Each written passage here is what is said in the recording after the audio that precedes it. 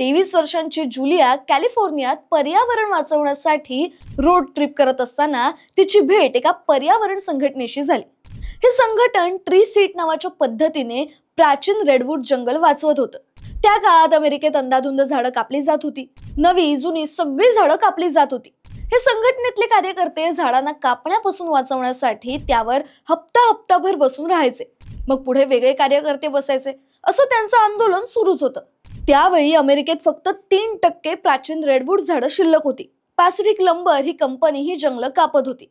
एका विशाल झाडाला जे 1000 वर्षांपेक्षा जुनं आणि 200 फूट उंच होतं त्याला सुद्धा लवकरच कापलं जाणार होतं. त्या कार्यकर्त्यांना एका आठवड्यासाठी झाडावर राहणाऱ्या व्यक्तीची गरज होती, पण कोणी तयार नव्हतं. मग जुलियाने स्वतःहून हे काम हाती घेतलं.